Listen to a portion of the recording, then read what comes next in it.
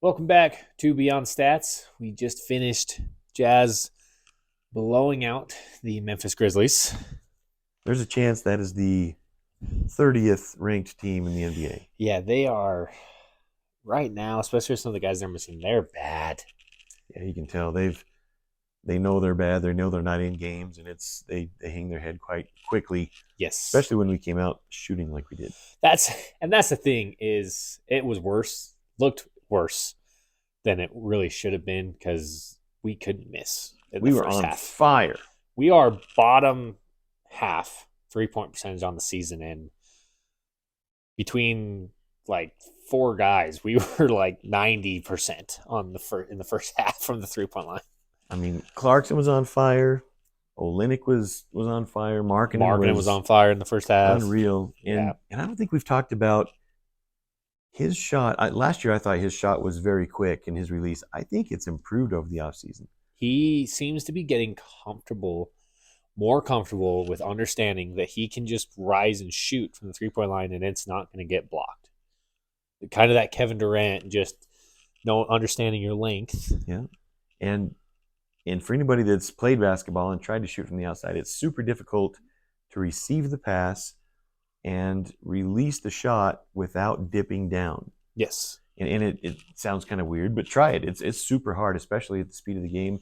And he's doing it effortlessly with a nice little flick of the wrist. He's starting to look a little bit like the Joe Ingles. Just Ingles was exceptional at that, and it's tough to do. And somebody that's 7 feet tall and can rise like that too, and has that quick of a release that's improved this year. That's been noticeable. It's something that he must have worked on because it looks even faster than last year. yeah, I'd be curious to see what he's shooting on the season because I feel like there hasn't been 3-point line wise really like a really bad game yet this season. I thought I saw that he was 45% coming into this game. I could be wrong. I don't know. I know that he shot a nice percentage every game, and Yeah. this one was lovely. Yeah. And then Colin Sexton was going crazy. I mean, we brought our players in off the bench and just kept the pedal to the metal. I mean, he was very efficient tonight, aggressive and going after him. And when he has performances like he's had in the last couple of games, it makes our group tough. The depth Right. off the bench makes it very nice. Yeah, and it's one of those games where you get really bored in the second half, right? Because especially this one because I mean it was the first 6 minutes of just we need to review this.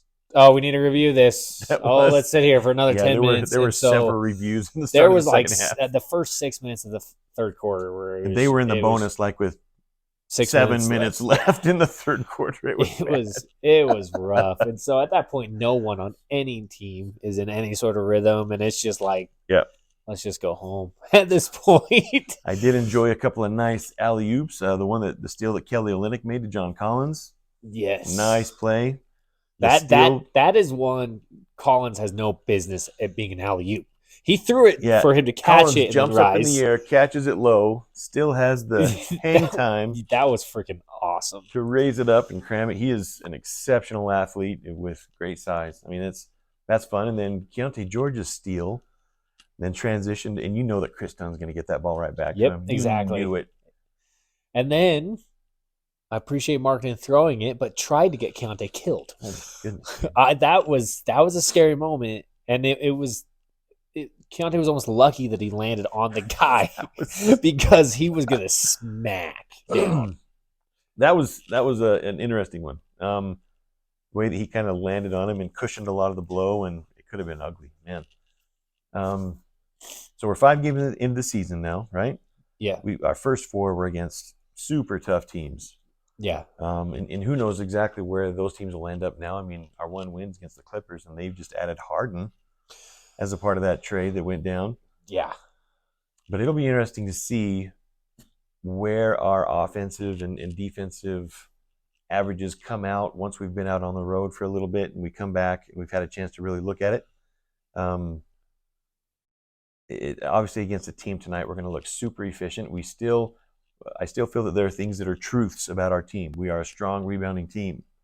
You were just looking up some of the league rankings as far as offensive rebounding differential. So total rebounding, we're The what did I say? That we're like the fourth best rebounding team in the league. We're the number one offensive rebounding team in the league, and it's by a lot. We are 2 rebounds per game better on the offensive glass than anyone else in the NBA. And then where it gets really good is differential wise. We're the third best team differential wise in total rebounds. But a big part of that is, once again, our offensive rebounds. We average 7.5 more rebounds per game than the team we're playing against, which is 2 whole better offensive rebounds per game than anyone else in the league comparing to the team they're playing. So we are dominating the glass. John Collins is a huge part of that. Markkanen has taken a step up rebounding, and where he's not just big and 7 feet tall and gets some rebounds, he is skying over people for boards. And you get comments like I can't help but saying this with Boulder Jack. It's good to be 7 feet tall. Yes. No, there's a little more to it than that. Right. It's improving his game, and Markkanen has made a step up in that category as well. But if we can get, we have parts of our game that are, you could say, is a foundation, and then the battle for the coach is to try and make it so that we are more defensively efficient, and offense as well as comes to a part of it. I made the comment during the game that it looks like we're just kind of calling it out on the fly, what we're going to switch and how we're going to switch it during the games, and it's not consistent. It's not sharp. We look out of sorts defensively a lot of the time, which is why a team like the Suns just comes and beats the crap out of us. And it's not any one way or the other. It doesn't mean that we have to switch everything or we can't switch anything. I'm just saying that we've got to have better communication and be on the same page as far as what we're going to do each time. And it doesn't look like we are there. I would agree. I would question, is some of that this backward step that Kessler has taken. You look at a guy like Kessler, who's a defensive anchor on the team. A big part of that is also his talking defensively and being able to guide players behind everyone. I wonder if some of his kind of all of a sudden going to the shell that he's been in, if that is part of it. Part of it's coaching and game plan and things like that. But some of that responsibility's got to fall on your defensive leaders. Kessler's one of them. Yeah, there's something going on there. It'd be interesting to see. I don't know how much of that is coaching, personnel, all of the above. Yeah. It doesn't help when we put really bad defensive units on it. It looks 10 times worse. Like anytime Kessler Tucker runs any sort of pick and roll or defensively or anything like that, he's just like kind of walking around, not really sure where to go. And so it makes it extra worse in those situations. There are times that I do not know what's going through some of the players' heads defensively. Man, I don't think that there's anything that'll correct itself with the current personnel, but you hope that the coaching can, I don't know, maybe sharpen a couple of the angles there. 100%. It was interesting to see too when he was being guarded by Jaren Jackson Jr., and he would run out to the top of the 3-point to screen. Jaren Jackson Jr. wouldn't even follow him. No, he just stayed right there under the hoop. And it was interesting. And Kessler would screen and hurry and get the ball and pass it off, and no look for any sort of a, towards the basket, draw a defender, anything like that. So we're still kind of dealing with rudimentary steps on the offensive side, along with the free throws. And anyways, not trying to be such a downer on Kessler right there, but there's a lot of things. There's a lot wrong with him right now. There really is. That it has been very surprising. He looks like a rookie who's trying to figure things out. And there was a certain show out there that had a headline of, "We have to be nice to Walker Kessler." Did you see that one? No. So and it's somebody with inside knowledge on the Jazz. So I wonder what's going on there. Well, the thing is, and that's the thing, I don't know. It's frustrating because like we all want him to succeed. right? It's better for our team, but he's also an awesome dude, from what we've seen. So it's like we want him to succeed. It's just like, what is going on? Yeah, what's up? It was kind of cool to see him showing up in the old dressed up as a Linux for Halloween. That is what Walker Kessler will always bring. Yeah, right? he's He a great is a teammate character. that way. That was awesome. Dressed up so Linux. I would love to have seen some of their reactions as he walks in. Yeah, that was pretty great. Something that I kind of wanted to talk about with this game in the first half. This is a game. Obviously, we blew him out in the first half. Markkanen, who's on fire, took 6 shots in the first half. Yeah. On fire. He was 5 for 6 in the first half. And it's just like your star hasn't missed a shot, and he's only taken 6 shots in the first half. That looks fine and dandy when you're blowing a team out. When it's a close game or we're getting beat and that same scenario happens, it's really bad as a team. So I don't think we do the best, and we did it bad last year at getting our hot guys, like, who have the ball.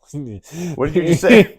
Our guys who are on fire, the ball, unless they are a primary ball handler guy who's going to just naturally have the ball in his hand, like Clarkson or something like that, who can just go, who's going to be bringing the ball up and things like that. But a guy like, if Collins goes off or if Markkanen goes off, they don't really see the ball. There's not a point to get them the ball. The Warriors, that's made them so great in their dynasty run that they had, was their unselfishness. And if Clay's on fire, Clay's getting the ball no matter what. And even if he's guarded heavily, he'll pass the ball off and he'll move, and they'll be ready, waiting for him to come around the screen and hit him again. They were great at getting the guy who's on fire, getting the hot hand the ball. We were really bad at that last year. We're bad at it this year. It's still just kind of like, oh, well, let's still go through the offensive motions. I don't freaking care about offensive motions and play calls and things like that.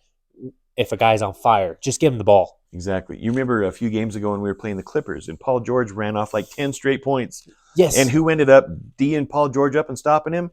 Bones Highland. Because he wanted to take his own damn shots in the second half. Exactly. Like, you dumbass. It's just that's somebody that doesn't really understand the flow of a game, and a veteran and a superstar. And my goodness, get him the ball, dude. Yeah. I remember Bones Highland taking those shots. I'm like, thank you very much. That's why the Nuggets traded you. It's a sign of no awareness, but you are correct. It's great when you see the Warriors, and they're exceptional at it. When somebody's got the hot hand, they will do whatever it takes to get that person the ball until they prove that they've cooled off. Yeah. Over and over and over and over again. This is one of those games where on a team like that, Markkanen may score 30 points in the first half just because they keep feeding him. Mm-hmm. I'd like to see us do that more as a team. The only time you really see that is if one of our primary ball handlers is the one who's getting hot. It's very true. So, I don't know. Like I said, this is one of those games where there's not really a whole lot to. At that point, you're just kind of being nitpicky. Right. We won by 30. So we've got Orlando tomorrow. Yeah, which was good to get this game blown out the way it was, so we don't really play guys heavy minutes. Not as much, and we're home. We're sleeping in our own beds. Orlando started off. I know that they were 2-0 to start with, and in a good young core. They're getting more this year out of Jalen Suggs, as well as kind of their normal guard rotation with Fultz and Cole Anthony. It'll be interesting to see, because I believe they are coming in full strength. Yeah, interesting to see how we match up. They've been kind of a disappointment for me as a fan. I really expected Banchero to come out in 20 to 25 points a game, really looking strong, and he's kind of almost passive, which is something we noticed in college. Sometimes he would just kind of pass the ball off when, and so I'm going to be curious to see what's going on there. See, maybe he's also in a sophomore slump as well, But tonight was good. I mean, overall, we blew him out. Clarkson played out of his mind, especially in the first half. Clarkson couldn't miss. It was fun to see some amazing offensive performances, and we knew that this team shoots better than the percentage that we were shooting, right? We know that average will come up. Yeah. And we'll also be playing some defenses that are a little bit more average. So we'll be able to kind of start to see what our trends are really as a team and where we're at, and see what we got to work with and what's real on the horizon. For sure. For sure. And hopefully we can kind of solidify those rotations. Something we talked about is it's hard for certain players. It's going to be hard to get into any sort of rhythm when we have the just shaking it up and constantly changing things mentality. It's hard to really get into a rhythm, and so I would really like to see over the next like very soon things get solidified and just know where we're going this season. Amen. We've been calling for that since our preseason show. So that's what we hope to see, because it is super tough. There's the same reason why starting two quarterbacks in football doesn't ever work. Yep. No, neither one really ever settles into the role. You don't really know how to approach each day. And it ends up affecting you in almost every statistical category when you do that. Yep. So hopefully that narrows down, but hopefully for another good game tomorrow against the Magic. Hopefully it's actually a better game to watch. A little bit of a closer game, but another W. We're all about the Jazz win, so yes. that was fun. Yes. But we will see you guys tomorrow. Thanks, guys.